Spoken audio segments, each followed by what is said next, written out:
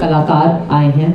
हम दोनों ने उत्तर प्रदेश में, और सिर्फ हम दोनों ने नहीं बल्कि बम्बई के कई फिल्मों से जुड़े लोगों ने उत्तर प्रदेश में काम किया है, या वो खुद उत्तर प्रदेश से हैं, उनकी जड़ें उत्तर प्रदेश में हैं, या हमारी फिल्में वहाँ शूट होती हैं। हिंदी फिल्म इंडस्ट्री है तो उत्तर प्रदेश का एक बहुत बड़ा रोल है। तो आज हम एक अपील लेकर आए हैं और एक वीडियो है हमारे पास जिसमें हमारे इंडस्ट्री के कुछ साथियों ने भी अपनी बात रखी है, वो हम आपके साथ शेयर करना चाहते हैं। मैं हमारी ये अपील अंग्रेजी में पढ़ दूंगी पहले, फिर ज़ीशान हिंदी में पढ़ देंगे।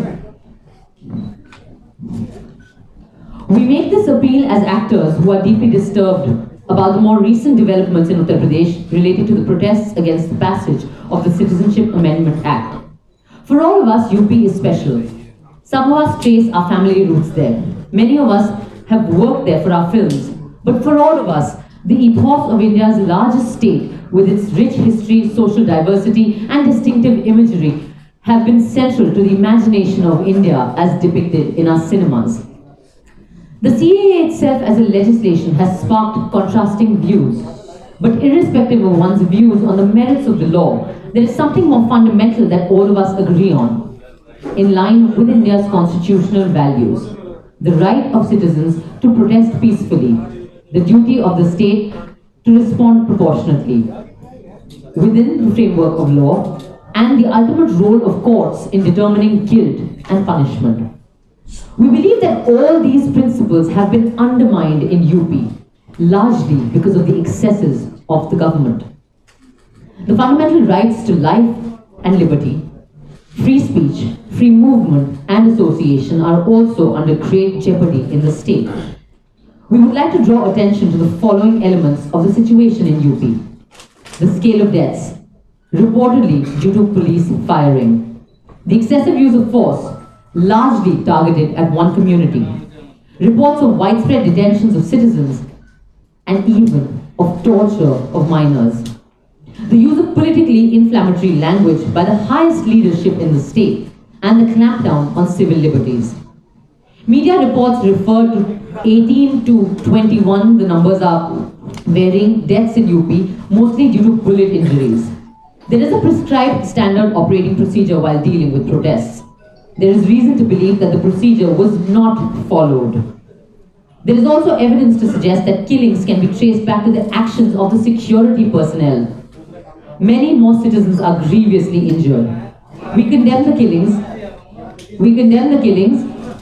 Bhai Sahab, we condemn the killings and call for justice for all the victims immediately. There have also been media reports about mass detentions of protesters, particularly in western UP. Video clips of the excessive use of force by the UP police have found their way to us. We find this deeply disturbing and shocking. Attacking unarmed citizens or detaining them without due process for exercising their democratic right to peaceful protest, and in some cases when they have not even participated in the protests, cannot be condoned by any metric. The Chief Minister of the state has been talking about taking revenge against those who break the law. While no one disputes the state's responsibility to maintain order, it is plainly evident that such inflammatory advice, using rhetoric that goes beyond the law, has been seen as a political directive to the police to unleash excessive force on citizens and deliberately damage citizen property in a selective manner. Senior police personnel too have followed suit and have been heard ordering their units to shoot the protesters, and extremely provocative and abusive language has been used against citizens, particularly of the minority community. This is deplorable and unbecoming of a law enforcement agency.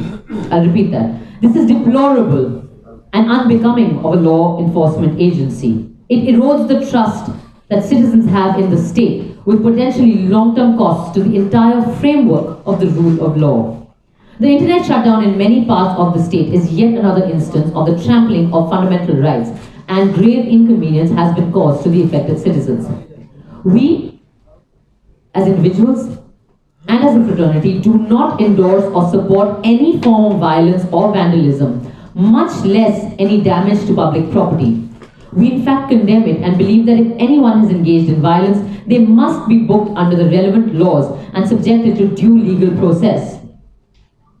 But we do support the right of the citizen to engage in peaceful protest. This right is sacred and integral to democracy, and it has been curbed in Uttar Pradesh. We urge the Indian courts to take suo motu cognizance of what has ensued in Uttar Pradesh and request that a judicial inquiry be instituted into the loss of life and limb and damage to property. As concerned citizens, we remain committed to the letter and spirit of the Constitution of India and adopt Gandhian means of non-violence to resist such oppression.